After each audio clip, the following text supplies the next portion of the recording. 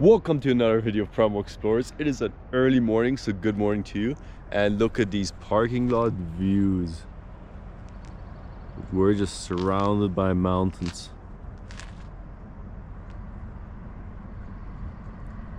So we are actually in Field, British Columbia, just beside the border to Alberta in Yoho National Park, where we're going to be doing a guided hike, the Burgess Shale. I've never done a guided hike, so it's going to be a completely new experience to me. It's going to be a bit of a toughie of a hike with over 1,000 meters elevation gain, but it's going to be a lot of fun. And hopefully I get to see some things that I normally wouldn't. So let's look at what we can find.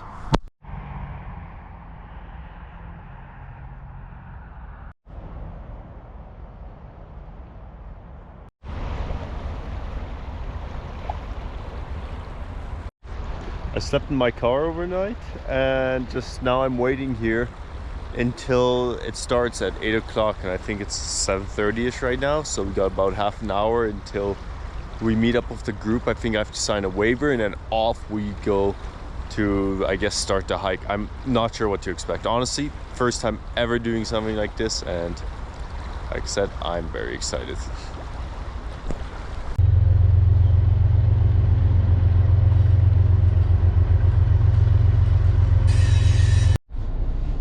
So we just had our briefing. I'm just gonna follow the red car right in front of me. We're convoying to this location now. Yeah, seems pretty cool. I found out there's a mountain here called Mount Dennis, you know, like my name. So I'm gonna look into what to do in order to go up that, because I have to. But yeah, we're gonna convoy to that trailhead now, figure that stuff out, and I guess start the hike. I just signed a liability waiver to sign away any injuries I might get. Not my first hike, not my first rodeo, so I should be okay. But hey, you never know. So yeah, let's keep going. It's looking pretty cool already. The mountain views there, driving right by them. I think it's gonna be a good day. It's already getting pretty warm, so I have to take my jacket off right away. When I woke up this morning, the car was freezing. Oh man, I had cold sweats at 1.2. It was a rough time. There's a waterfall. I don't know actually how good you can see it on the camera right now, but it's there. Wow, and the cracks in my windshield, my goodness, I need to get this thing replaced. And yeah, there's a waterfall right over there. I think it's called Takawaka Falls. It's about to open up to a view of it.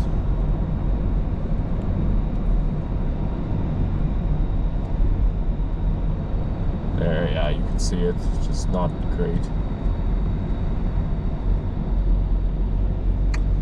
Well, that's the trailhead here.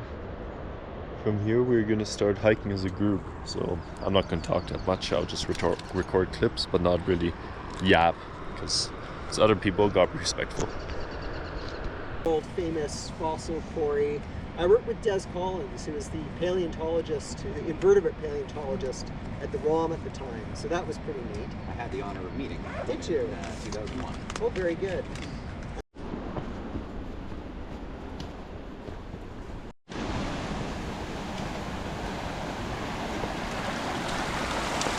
Wow. So this pipe was a source of the fresh water for the whole facility. So it's pretty neat. This pipe's been here for basically over 100 years. Still in. Right. That makes me wonder if you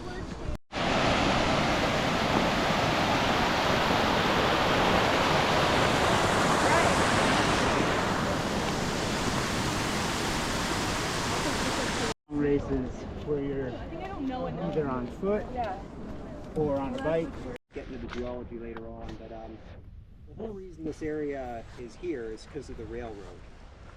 In terms of like ancient human history, I mean, the glaciers started receding here about 11,700 years ago. I know they've dated a fire ring in Banff, so a First Nations fire ring, that's about 7,000 years ago. There's no indication that there's been any long-term settlements either in the Yoho Valley or in the Kicking Horse Valley. To be honest, it's a pretty short season here. There are some berries and stuff, but there's not a ton of wildlife in this valley. I mean, the First Nations would hunt buffalo out on the plains, or the bison actually. And I mean, occasionally you'll see some mountain goats up here. Yeah. Big hike. It did look very beautiful. I have been to like the ski mountains than there is in Edmonton. I'm like, actually not. We have lived in Edmonton so long and we kind of just try. I'm like, I don't know, I never noticed the difference, but I mean, they hate it. They just are like, you know, we're Pretty much on time here. We'll be here for 20 Look at this view. That mountain up there too.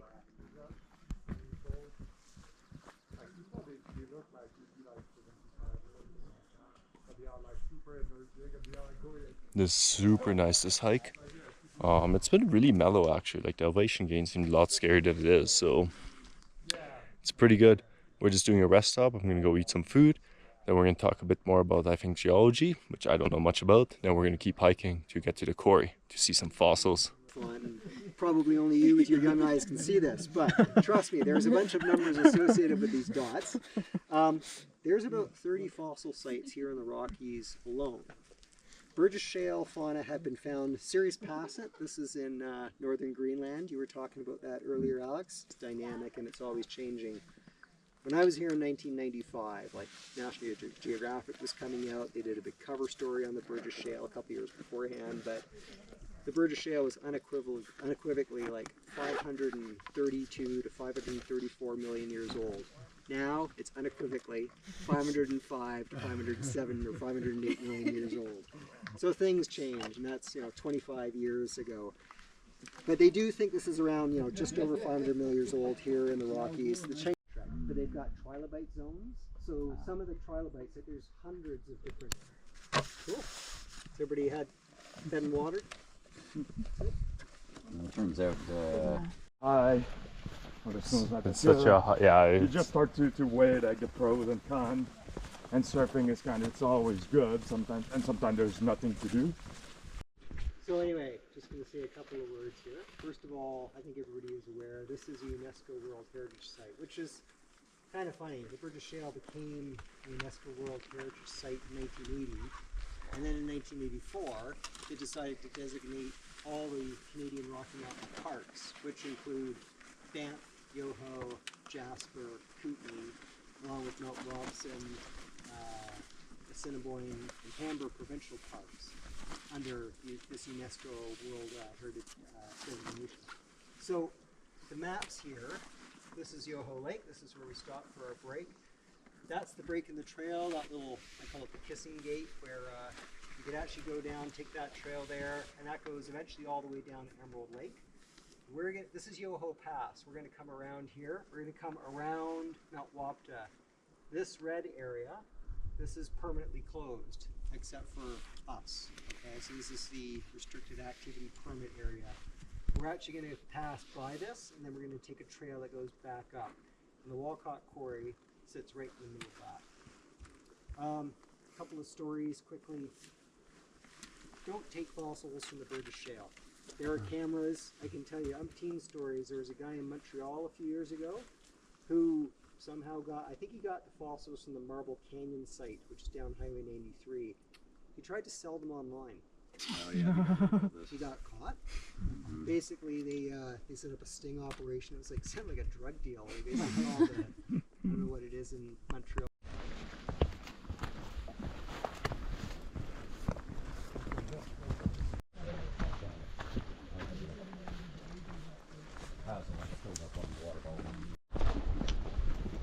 Double check what's super gorgeous view though. Time up here. Really? Shoulder with the mountain. This is always a little worrisome because there's always a chance a rock could fall down.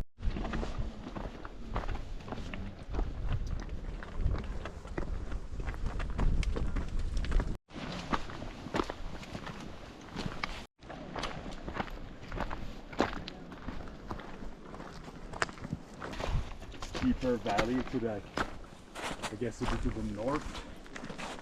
That's it. And by this it's just, but it's easy to say, it's hard to do because remember when I did the course and we're learning more. And then I would take like a day That are very safe. safe, yeah. So you know, it's often just a one. Kate is not a great skier. Depends what you, like in a short day, think like going at our own pace. That's a nice blue, this one. Maybe they are the Cambrian lakes. Right. So I don't study fossils. I teach about it. Oh yeah? Yeah. Like that. To me that seems something that appeals to me and it's interesting and you could apply. Valley. So that's all the meltwater that's coming off Mount Carnarvon and Emerald Peak there. And then if you look out at the very right hand side of the lake, there's a little delta plume coming out there, and you can see it shedding material out into the lake. Actually, Sam, you should probably take a picture of that and then take a picture later this afternoon when we come down, because that's going to heat up. There's going to be greater discharge, and just compare it. I think it's an awesome place to look at modern day deltas. So when they got there, they were deceased. Okay, I'm not putting anybody on the spot here, but It's shiny. there we go. That's an observation, and that's an absolutely accurate and valid observation. And This it's- rock is shiny. And it's way more, I think the term is foliated than Yes. the stuff we've been passing. Like that's big, thick, single layers. Now it's like paper. Absolutely. Yeah. Is that the term, So- foliated?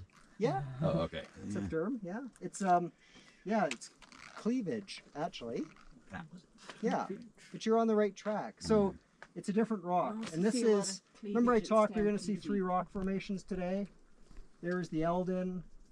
That's actually some cathedral over there. And then can you guess what this is? This is the Stephen Formation. So originally, this was a marine shale.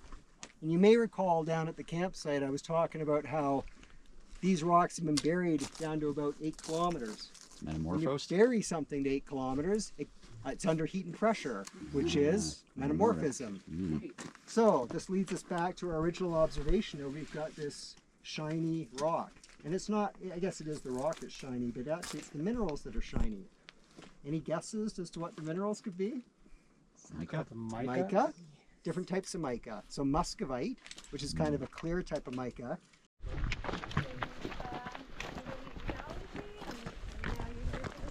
Looking at the last file right there. It's there is Is the story or the actual knowledge of events that I get it.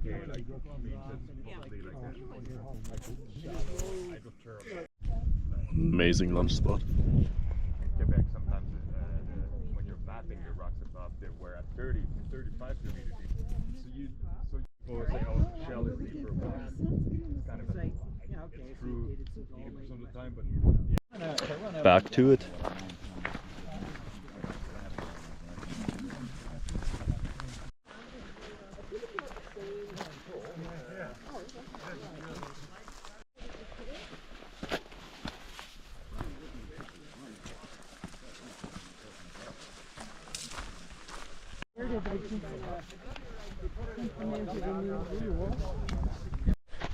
The uphill with snow.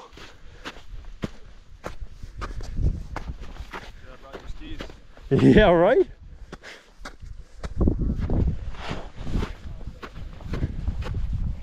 that's why I laughed. So you grew up there?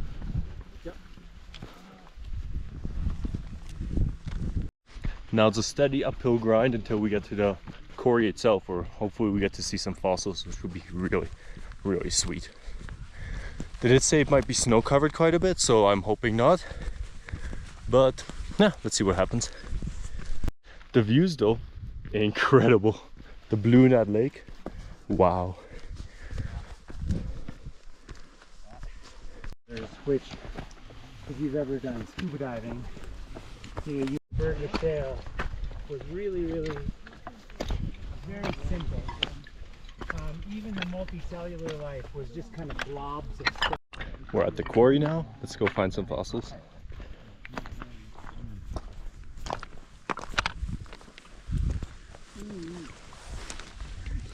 So folks, this is the world famous Walcott Quarry. So I think Kate was asking about the boundaries. So yeah, basically if you come down here, so you see this block that's sitting up.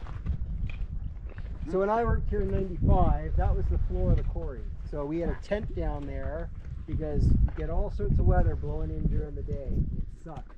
So if it got really wet, you kind of go hide in the tent for a bit. But it wasn't great, especially for 9 grown people, guys trying to get protection. So the rest of the time we were working along the space, that injury layer.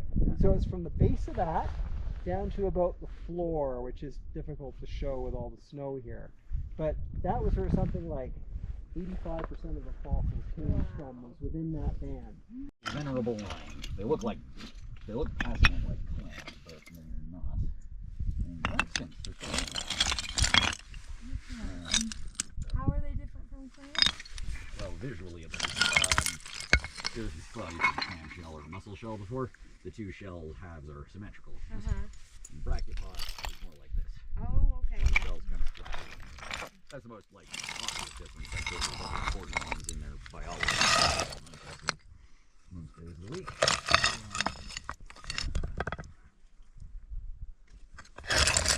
But yeah, they're still going. They're widespread as they used to be.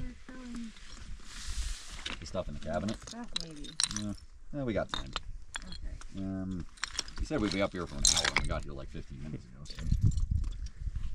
So-and-so found something. I'm like, yeah, where is it? They're like, oh, I just put it down right Yeah. like, Here oh. amongst all these other rocks. Anyway, these are near museum quality specimens. And so I don't have everything, but I've got some cool stuff. This is a Toya. This is a cool because this is a preapulid worm. Can I pick this up? You can pick that up and have a look at it. So that gives you a sense of how it lived. It lived in the substrate. It's carnivorous. What you're seeing here, and if you look closely in some of these, you'll see muscle banding around the outside. This you can actually see the proboscis sticking out. And then the thing in the center, that's the gullet. So this is folded around on itself. But there's another one here. There's one here, and I don't know what the heck that is. That might be Candaspis, but it's not a very well preserved one. I didn't really get a chance to record much up here. Don't think I will. So I'm going to be taking lots of pictures and then just throwing them on for you guys to see. I'm going to go have a look here and try to find more stuff. This looks like more of those worms that the guy was talking about right here. If that's the case, what do I know? That's super cool. This is cool. Right here, this triangle is a fossil. And these little guys over here look like it too, so maybe take a picture of this to put on the camera and to put blow up. You know, that being said, the views for this hike make it worth it all by itself. Wow.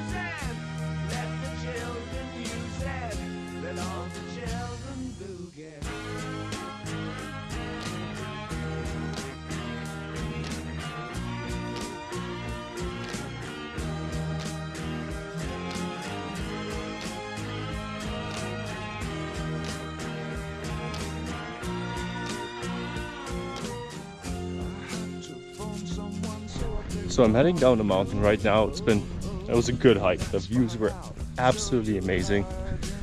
And you know, it's pretty good because we pretty much did once I'm down a half marathon. It's 20-ish kilometers, 10 each way.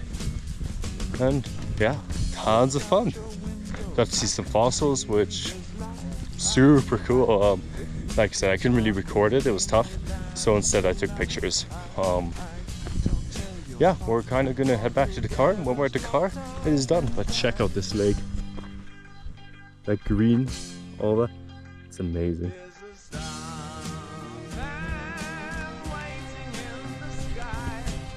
So this hike though was guided, it was paid for.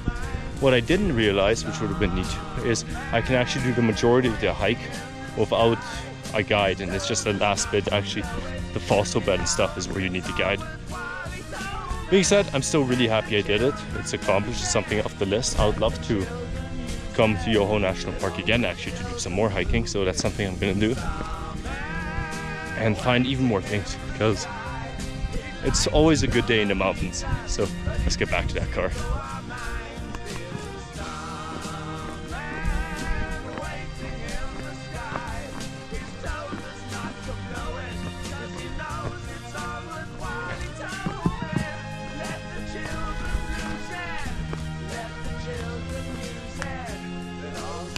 Let's speed this up.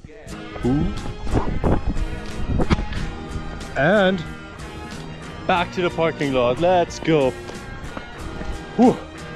Yeah, started doing a bit of a jog down, you know, getting it done. Can't wait to get in the car and then drive 5 hours to get home. It's gonna be a long day. But here's a nice view of Kawaka Falls, I believe it is.